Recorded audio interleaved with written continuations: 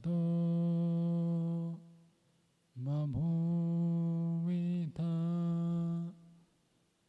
अधाते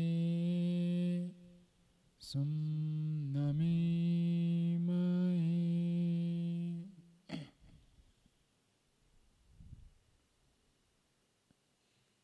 परमपिता परमात्मा को प्रत्येक दिन हम स्मरण करते हैं।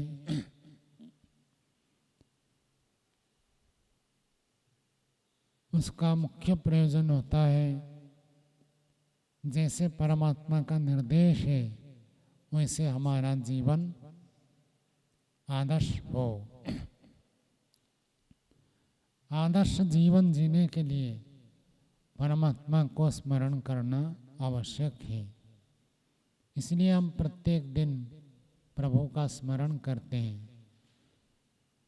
प्रत्येक कार्य के साथ ईश्वर को संबंध जोड़ दिया जाता है। वैदिक परंपरा में जब मनुष्य निद्रा से जागता है, उसी समय से ही ईश्वर के साथ संबंध बनाने का विधान है। जैसे ही बिस्तर से उठते हैं, तुरंत हम ईश्वर का स्मरण करते, प्रातःकालीन मंत्रों का पाठ करते हैं। ईश्वर को स्मरण करते हुए हम दिनचर्या का प्रारंभ करते हैं, क्योंकि यदि हम दिनचर्या में आरंभ में ईश्वर को स्मरण करते हैं, हमारे दिन भर के कार्य, दिन भर के व्यवहार, दिन भर के जीवनचर्या आदर्श रहेगा। इसलिए सुबह सुबह उठते ही हम परमात्मा के साथ संबंध बनाते हैं। और प्रातःकाल का समय विशेष होता है। उस समय हम व्यक्तिगत जो करना चाहे वो कर सकते हैं। जैसे जैसे दिन आगे बढ़ता है, हमारा व्यवहार दूसरों के साथ प्रारंभ हो जाता है। लेकिन जब सुबह उठते हैं तो उस समय सब अपना अपना काम करते, कोई दूसरों से कोई अपेक्षा नहीं रखते, बातचीत भी नहीं करते, मौन का समय होता है।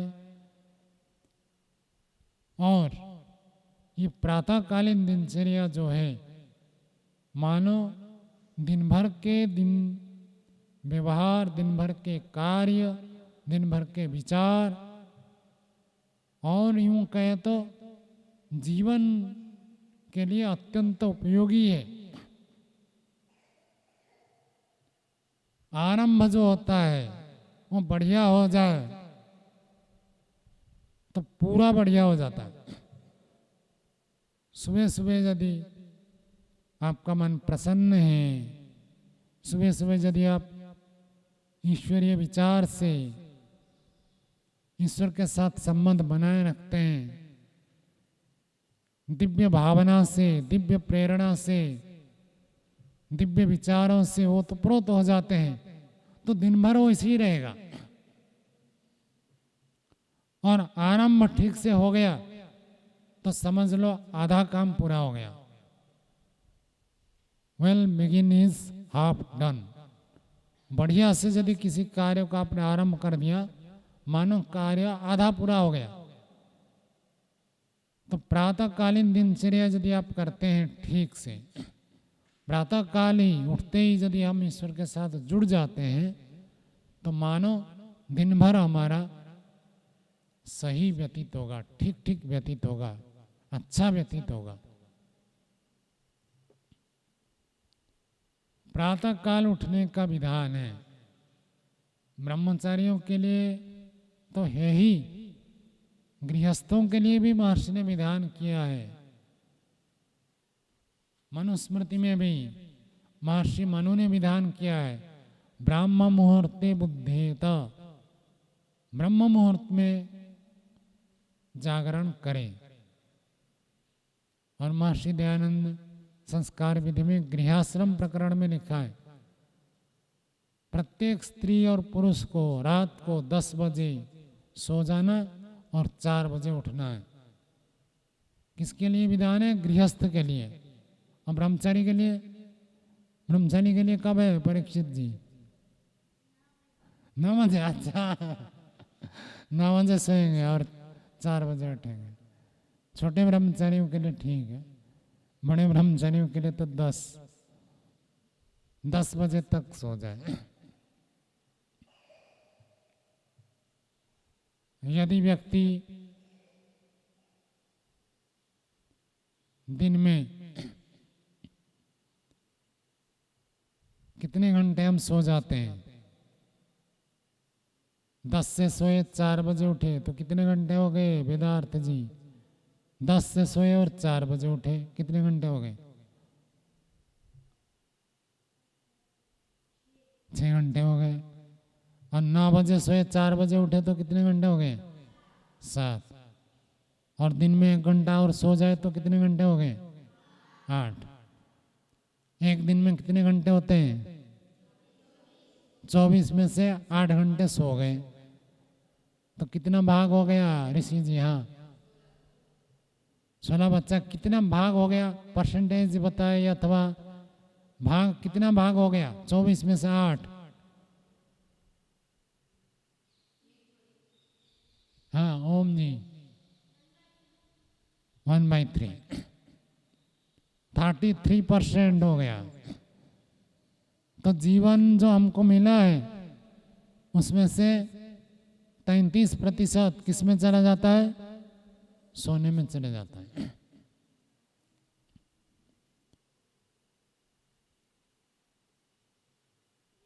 तो जो इतना समय हम सो जाते हैं, सोने से शरीर को शक्ति मिलती है, मन को विश्राम प्राप्त हो जाता है और उसके बाद अधिक ऊर्जावान होकर काम करना है, पुरुषार्थ करना है।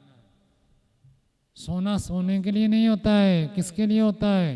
सोने के बाद हम विश्राम प्राप्त करके पूरी ऊर्जा के साथ और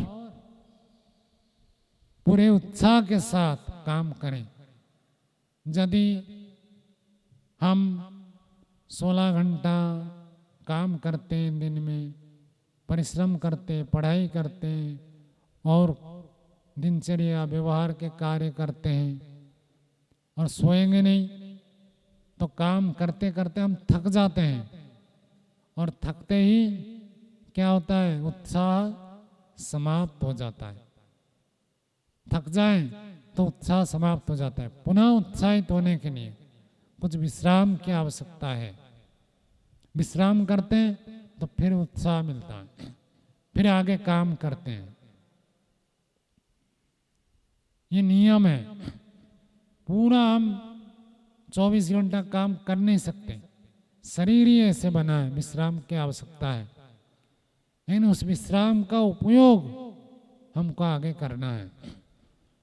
तो ब्रह्म मुहूर्त में उठना है, सूर्योदय से 2 घंटा पहले ब्रह्म मुहूर्त आरंभ हो जाता है, उस समय उठ जाना होता है। तो सामान्य रूप से आपको तो 4 बजे उठ गए तो ठीक है। और उठने के बाद फिर ईश्वर के साथ हम संबंध बनाते हैं। ईश्वर के साथ संबंध बनाना और प्रातः काल की जो दिनचर्या होती है, यदि 4 बजे ना उठकर आप 5 बजे उठेंगे, 1 घंटा आपके नष्ट हो गया। और 5 बजे उठने से बड़ी बात क्या है? कोई कहेगा हम 11 बजे सोएंगे और 5 बजे उठ जाएंगे, कोई कहेगा 12 बजे सोएंगे 6 बजे उठ जाएंगे, 6 घंटा ही सो रहे। लेकिन आयुर्वेद में ऐसे बताया गया है, मध्य रात्रि के समय जैसी गहरी नींद आती है और जैसे शरीर को विश्राम प्राप्त होता है, ऐसे विश्राम, ऐसी नींद अन्य समय में नहीं आएगा। कोई कहेगा मैं रात भर जागूंगा और दिन में सोऊंगा, वो अलग बात है, जैसे सिक्योरिटी होते हैं और भी काम करते हैं, लेकिन बढ़िया समय रात को सो जाए। और बढ़िया समय जो है वही बताया ऋषियों ने, 10 बजे सो जाए, 4 बजे उठ जाए, ये पालन करना है। बहुत बड़े बड़े विद्वान हैं जो 4 बजे के बाद कभी सोए ही नहीं, और उनके जीवन में देखने में आया है 10 बजे सोए तो भी 4 बजे उठते हैं, 11 बजे सोए तो भी 4 बजे, 12 बजे सोए तो भी 4 बजे, 1 बजे सोए तो भी 4 बजे उठते हैं। ऐसे विद्वान को हमने देखा है, और वो ऐसे कहते नहीं है, उनके जीवन में ऐसे हैं। तो 4 बजे उठ जाना ये एक बहुत बड़ा कार्य है, जीवन को उन्नत बनाने के लिए, श्रेष्ठ बनाने के लिए, महान बनाने के लिए आवश्यक है। 4 बजे से 7 बजे तक ये जो समय है वो आपका है, आपका अपना है। और 7 बजे के बाद जो समय है उसमें दूसरों के साथ हमारा व्यवहार होता है। 7 बजे के बाद जो समय है दूसरे लोग उससे हिस्सा ले लेंगे, और 7 बजे तक आपका समय आपका है, उसमें से कोई हिस्सा नहीं लेता है। किसको समझ में नहीं आया? सबको समझ में आ गया? नहीं आया? आपको समझ में क्या नहीं आया? 4 बजे से 7 बजे तक आप खुद अपने जीवन की उन्नति के लिए करते हैं, दूसरों से आपका कोई संबंध नहीं है। और ये जो समय होता है, सुबह का समय, प्रातः काल का समय, ब्रह्म मुहूर्त का समय, वह हमारे शरीर के लिए, मन के लिए अत्यंत उपयोगी होता है। ऐसा समय दिन के 24 घंटे में और कभी नहीं मिलेगा। ये समझ में आया प्रभात जी? जो 4 बजे से 7 बजे तक का समय है, पूरे 24 घंटे में और कभी आपको नहीं मिलेगा, केवल इस सुबह का समय है। इस समय जो व्यक्ति व्यायाम करेगा उसका शरीर हृष्ट पृष्ठ मजबूत बनेगा। व्यायाम करने के लिए सबसे बढ़िया समय प्रातः काल का समय होता है। सुबह आप उठे और शौच आदि से निवृत्त हो गए, हाथ मुंह धो दिया, बढ़िया से फ्रेश हो गए, ताजा हो गए और व्यायाम किया, तो उस समय व्यायाम करने से शरीर को जितना लाभ होता है और अन्य समय में व्यायाम करने से इतना लाभ नहीं होता है। क्या बताया शिवांश जी?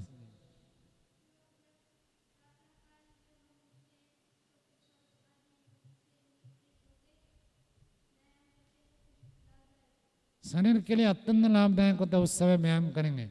अन्य समय का व्यायाम इतना लाभप्रद नहीं है जितना आपको इस समय होगा। और सुबह 4 बजे से 7 बजे के बीच परिवेश, वातावरण में पूरा शांत रहता है।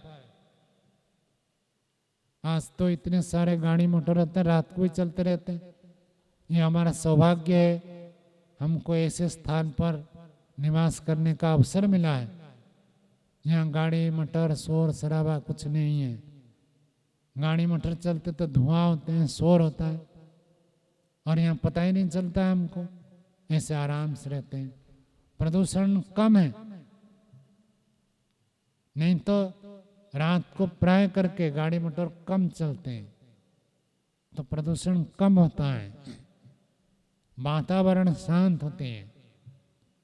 तो उस समय मन में जो संकल्प करेंगे, मन में जो विचार करेंगे, मन में जो चिंतन करेंगे, वो अच्छा कर सकते हैं।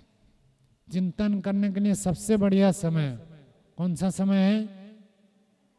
सुबह 4 से 7 बजे का समय। उस समय मौन में रहते हैं हम, कोई हमको परेशान नहीं करता है। जो विचार करें एकाग्रता पूर्वक आप चिंतन कर सकते हैं। एकाग्रता के लिए बढ़िया समय। और दिन भर में भले हम किससे बात नहीं करते, लेकिन दूसरा व्यक्ति जा रहा है तो देखते ही हमारा विचार बनेगा। और सुबह हम आत्म केंद्रित रहते हैं और दिन भर के व्यवहार में बहिर्मुखी होते हैं। सुबह के समय में अंतर्मुखी होते हैं, अंतर्मुखी हो सकते हैं। अंतर्मुखी होने का बढ़िया समय प्रातः काल का समय है। बाकी समय आप चाहकर भी अंतर्मुखी नहीं हो सकते। अंतर्मुखी का अर्थ आंतरिक, अंदर की ओर मुख हो जाना, अंदर की ओर सोचना, अंदर की ओर विचार करना, ये संभव नहीं है दिन भर में। कोई व्यक्ति आएगा जाएगा, पूछेगा, कुछ ना हो तो नमस्ते करेगा, नमस्ते करें तो हमको उत्तर भी देना है, ये व्यवहार की बात है। सुबह तो हमारे पास कोई आता नहीं है। हम शांति से अंतर्मुखी होकर विचार चिंतन मनन कर सकते हैं। और सुबह जितना बढ़िया ध्यान होता है, अन्य समय में इतना बढ़िया ध्यान नहीं होगा। तो सुबह का समय व्यायाम के लिए सबसे बढ़िया है। सुबह का समय चिंतन मनन करने के लिए सबसे बढ़िया है। सुबह का समय ध्यान के लिए सबसे बढ़िया है। कोई शोर शराबा नहीं है, बहुत शांति है। तो सुबह आप बढ़िया से ध्यान कर सकते हैं। ईश्वर के साथ संबंध बनाने के लिए सबसे बढ़िया समय प्रातः काल है। गीता में एक श्लोक आता है, जब संसार के लोग सब सो जाते हैं, योगी तब जागता है।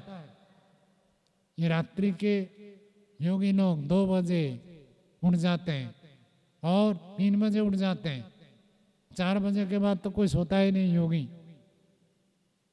तो 2, 3, 4 बजे उठ जाते हैं। किस लिए उठते हैं? परमात्मा के साथ संबंध बनाने के लिए। ये समय सबसे बढ़िया है ईश्वर के साथ संबंध बनाने के लिए। और जो लोग साधक है, भले वो घर में रहते हैं, गृहस्थ होते हैं, उनको भी ये कहा जाता है। गुरुकुल में तो हम पालन करते ही है, तो घर में भी जो रहते हैं उनको कहा जाता है सुबह 7 बजे तक घर में भी आपस में बात मत करो, मौन रहो, अपने आत्मचिंतन करो। मैं एक आत्मा हूं ऐसे मानकर सब कार्यों को करना है। बाकी दिन भर में तो हमारा व्यवहार होगा, हमारा नाम लेकर लोग बुलाएंगे, हमारे संबंध को लेकर बुलाएंगे, हम जो कार्य करते उस हिसाब से बुलाएंगे। दिन में नहीं, प्रातः काल के समय ही ऐसे हो सकता है। आत्मचिंतन, ईश्वर का ध्यान करने के लिए बढ़िया समय। और सुबह जो लोग पढ़ाई करते हैं वो बहुत अच्छा होता है, एकाग्रता बनती है। सुबह व्यायाम करेंगे, शरीर को अधिक लाभ होगा। सुबह ध्यान करेंगे, अधिक एकाग्रता बनेगी। सुबह चिंतन करेंगे, बहुत बढ़िया चिंतन होगा। सुबह आप पढ़ाई करेंगे, अध्ययन करेंगे तो आपको स्मरण रहेंगे। दिन भर में आप पढ़ते, कोई खटपट हुआ, कोई आवाज आई, कोई व्यक्ति गया आया, कोई बुलाया, एकाग्रता भंग हो जाती है, विक्षेप आ जाते हैं, बाधाएं आ जाती हैं। सुबह का समय पूरी एकाग्रता रहती है।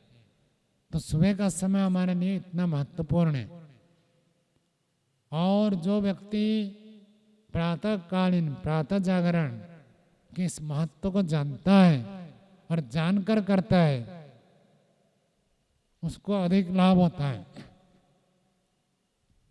उपनिषद हम पढ़ रहे हैं, जगह जगह कितने बार आता है यह एवं मेना।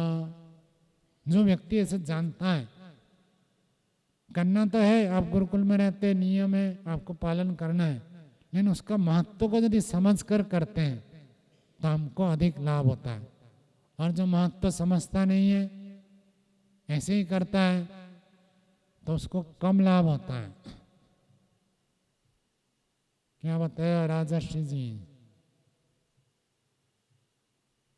सिद्धार्थ जी, क्या बताया?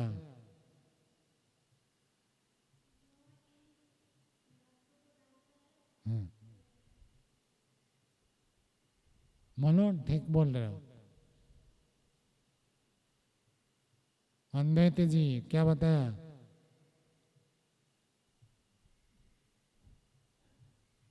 वेदार्थ जी,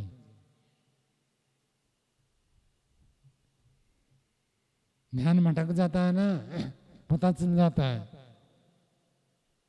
हाँ ओम जी बताओ।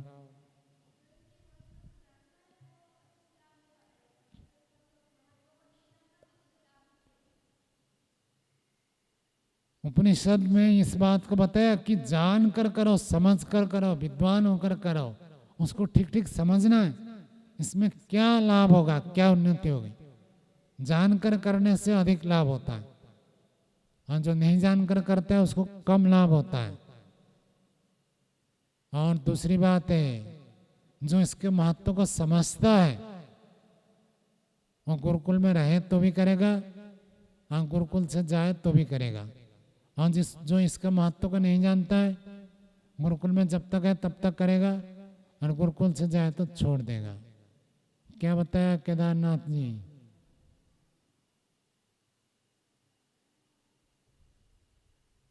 राजेश जी क्या बताया?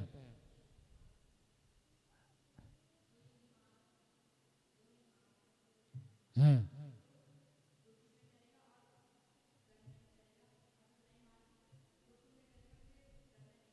जो समझता है तो उसको ये लाभ होगा। व्यायाम करना है, दंड बैठक लगा रहे हैं और सर्वांग सुंदर व्यायाम कर रहे हैं, उछल कूद कर रहे हैं, व्यायाम कर रहे हैं। मीमांसा दर्शन में इसको बताया कि उस कौन से अंगों को क्या लाभ होता है, सोच सोच कर करो। प्रत्येक कार्य को करते समय उससे मुझे क्या लाभ होता है, इसको सोच कर करो। और ऐसे यदि आप व्यायाम करते समय आपको अनुभव होगा, आप दंड लगाते तो हाथ में जोर लगता है, बल लगता है, और जितना बल हम अधिक लगाते बल बढ़ता है। तो ऐसे सोचना है कि मेरा बल बढ़ रहा है, मैं बलवान बन रहा हूं, ऐसे सोचकर करें तो अधिक लाभ होता है। और जो व्यक्ति इसका महत्व को जानता है तो वो कभी छोड़ेगा नहीं। वो ब्रह्मचारी हो तो भी करेगा, घर में जाए तो भी करेगा, बड़े हो जाए तो भी करेगा, और बूढ़े हो जाए तो भी करेगा। कई सारे आप लोगों को देखोगे वृद्ध हो चुके हैं लेकिन वो व्यायाम नहीं छोड़ते, अपने अपने स्तर पर वो करते हैं। स्वामी सत्यपति जी महाराज 94 साल की अवस्था तक जीवन जिया, और अंतिम समय से 2 महीने पहले तक वो करते थे। हाथ पैर हिलाना, जिस प्रकार प्राणायाम तो करते ही थे, और व्यायाम के रूप में ये आसन आदि करते थे। हाथ पैर को हिलाना, अंगों का संचालन करना। कितने साल तक? 93 साल तक करते थे, 94 साल तक करते थे। क्योंकि वो गुरुकुल में जब रहे थे बहुत अभ्यास हो गया था, और ऋषियों के बातों को वो बहुत श्रद्धा से पालन करते थे, इसलिए उनका अभ्यास बनाना। रुग्ण हो गए तो छोड़ दे, फिर जब स्वस्थ हो जाते थे फिर करते थे, नियम था। ऐसे नियम पूर्वक करना और समझ कर करना, दोनों बातें यदि जुड़ गया, संकल्प पूर्वक करना, नियम पूर्वक करना, और साथ में उसका महत्व को हम समझ गए, तो हमारे जीवन में बड़ा उपकार होगा। नहीं तो गुरुकुल में जब तक है तब तक 4 बजे उठेंगे, और गुरुकुल में जब घर चले जाएं तो कितने बजे उठेंगे? कोई 5, कोई 6, कोई 7, ऐसे हो जाता है।